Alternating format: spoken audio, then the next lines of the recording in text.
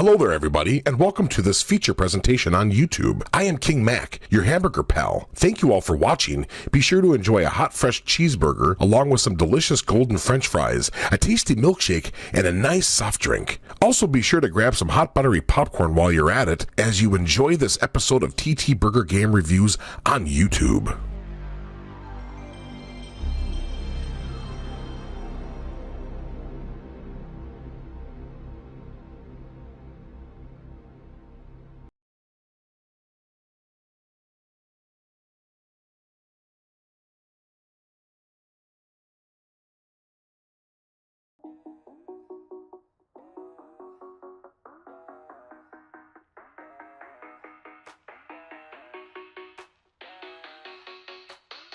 Attention!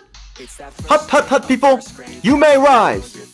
Welcome back everybody, this is General Tony here at your service. We're back with more TTBurger Game Reviews here on YouTube. We're continuing with the Armin franchise review here, episode 258, on part 7 of 11 parts. Look at the Armin franchise once again, the console games here, not the PC games or anything like that. Looking at some more Armin, such as action, we got the sequel here that we're gonna look at. Before I get started, want to give a shout out to Free Green HD, Sub-Zero, MS King Mac, Lost Set Hyperlamnia, Brickles Go Stateside, Meg, Black Healer, Griffin Pup, along with the Homie RJ, Uncle Jiro, Rockstar Pool 69.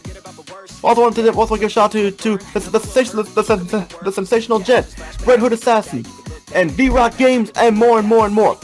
We have a lot to talk about here for the next game in the Sarge franchise. For those of you who missed it happening in episode 258, part 6 of 11, come right here. An Armin style TTBurger recap. Like last time, ready to go to show y'all what you missed. I took a look at Armin Sarge's Heroes for the PlayStation and gave it a 9 out of 10 because it was an improved game for the last few games that we talked about. And we had better characters, better graphics, better story, likable characters, and that. It felt like the Armin game we've been looking for this whole time here. So definitely pick it up, it's worth checking out, especially the PlayStation version. Now we're going to zoom ahead to more Armin Sarge's Heroes action here as we get into and take a look at the sequel here. Armin Sarge's Heroes 2. For the PlayStation 2, PlayStation, Game Boy Color, Nintendo 64, released first on September 27, 2000, Nintendo 64, then November 22nd, 2000, PlayStation and Game Boy Color, and then March 22nd, 2001, PlayStation 2. Look at the PlayStation 2 version, it's the only version I have. Armin Sarge's Heroes 2 is a great, fantastic Armin game, and great follow-up to Armin Sarge's Heroes and stuff. Sergeant Hawk and his heroes of Brockling are back once again, kicking forth some 10 army plans once again, almost from Happy Jack Grimm and starter Vicky Grimm. Sergeant Hawk is not the only playable character in this game. It's time for a couple of other players, Vicky Grimm, Sergeant Hawk's love interest, and Colonel Happy Jack's daughter, adding more to the gameplay. But as much as I love Armin Sarge's Heroes 2, there are some problems with it. I'll say this right now, Armin Sarge's Heroes is a little better, but the sequel is still amazing, and we'll be still be getting a high score, so you should play it. And that's my answer, yes. Let's get started here. Story takes place after the first Sarge's Heroes, where General Prastro of the 10 army is trapped in the real world. Has been trapped for so long he's become a victim of plastification, or becomes a plastic toy.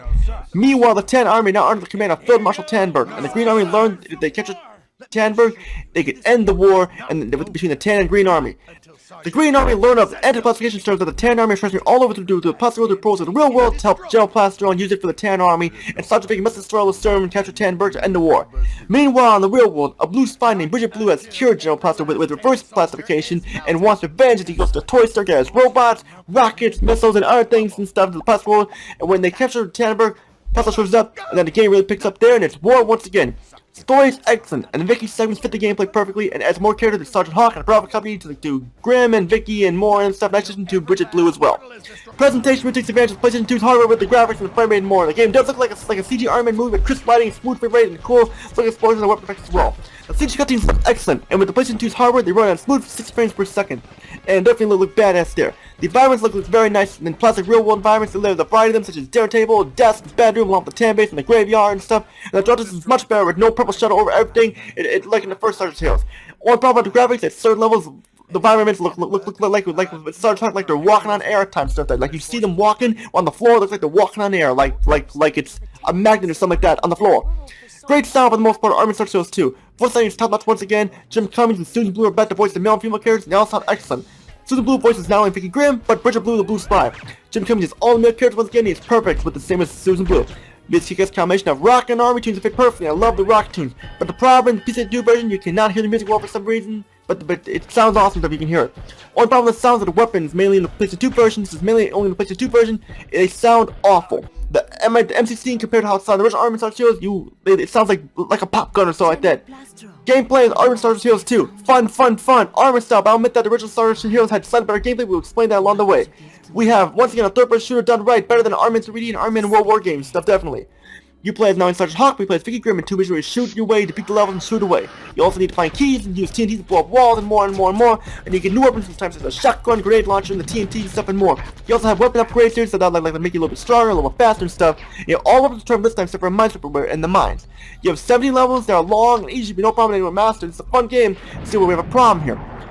Armored Star Heroes 2 plays like a third-person shooter where all you do is shoot stuff in each level. There are no tanks to drive, no minefields to sweep through, and it's all very quickly because of this. And the game for the most part is easy, and it can take a big difficulty swing later in the last few missions. No, check my system once again. Like I said before, this is not a bad game. It's an excellent game, but some of the problems affected for the game. You wonder why this is happening. I mean, I understand games like to shoot and stuff like that. You shoot stuff and stuff, but at least you do this with the first Armored Star Heroes, but you do it with other things too. You have multiplayer, same as last time, just one-on-one combat, no cooperative play or anything like that, where you can play as Sarge or other heroes stuff like that. The boot camp is majorly improved, and in this version, it's deeper and cooler too. I didn't mention the boot camp, but the boot camp is actually fun in Sarge Heroes. It's fun in here too. The PlayStation 2 is the best version of the bunch here. I had the N64 version first, but once again, the same problem before. No voice acting, bad frame rate, bad graphics like that.